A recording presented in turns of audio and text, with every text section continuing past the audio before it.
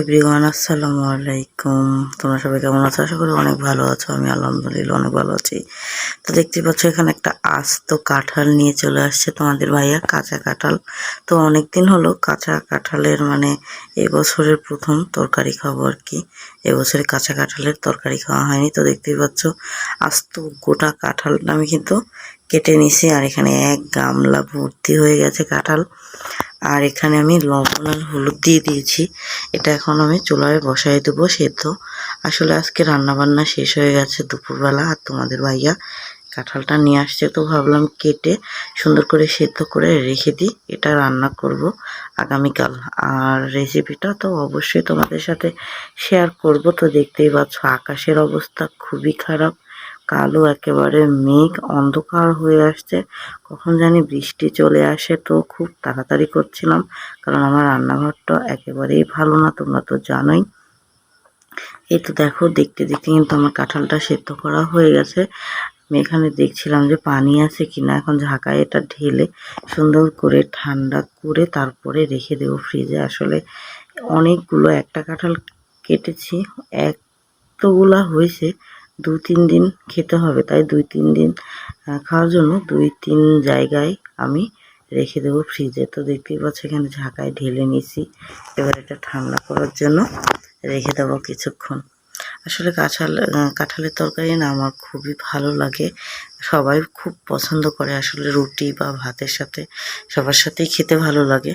তো আমি নতুন নতুন 2-3টা রেসিপি বানাবো তোমাদের সাথে, তো অবশ্যই শেয়ার করব। তো তোমরা দেখতে থাকো আমার নতুন ইউটিউব চ্যানেলে। তো এখানে দেখো আমি 3টা পলিথিন নিয়ে আসছি, 3 ভাগ করে রেখে দিব। আর এই যে দেখো আমি হাত ভর্তি করে মেহেদি পড়ছি, কেমন লাগছে? তো দেখতে পাচ্ছ এখানে 3টা পলিথিনে আমি সমান সমান করে কাঁঠালগুলো ভরে ফেলছি। তো এবার আমি এগুলো সুন্দর করে বেঁধে তারপরে ফ্রিজের মধ্যে রেখে দেব। ফ্রিজে একেবারে জায়গা নেই মাংস রেখে, 3 জায়গায় করে রাখলাম। 3 দিন রান্না করে 3 রকমের রেসিপি বানাবো আমি।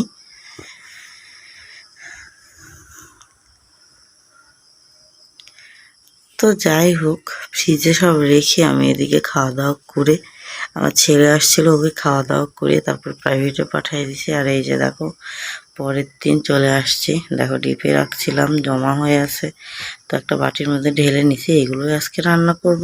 তো এগুলো আমি শুধু খালি ভুনা করব আজকে। দেখো একেবারে মাংস যেমন করে রান্না করতে হয়, এই কাঁঠালের তরকারিতে কিন্তু সেই মশলাই দিতে হয়।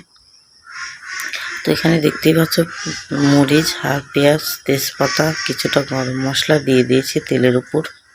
এবার কিছুক্ষণ ভেজে এর মধ্যে আমি সব গুঁড়ো মশলা আর বাটা মশলাটা দিয়ে দেব। তো আমি গরম মশলা বেটে নিয়ে নিই, আসলে গোটা দিয়েছি, আর দিয়ে দেব শেষে গুঁড়া।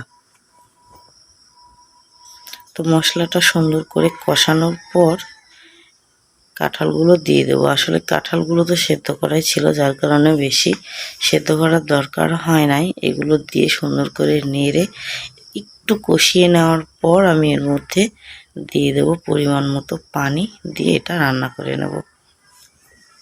আসলে কাঁঠালের তরকারি কিন্তু খুবই ভালো লাগে, তোমরা খেয়ে দেখতে পারো। যারা গ্রামে থাকে তারা তো অবশ্যই খায়, এটা তো জানি। তো এখানে আমি কিন্তু গরম মশলা দিয়ে দিয়েছি নামানোর ঠিক কিছুক্ষণ আগে, একটু নেড়ে চেড়ে তারপরে নামিয়ে নিলাম। এই যে দেখো ফাইনালি। তো কেমন লাগলো আজকের ভিডিওটা অবশ্যই কমেন্ট করো।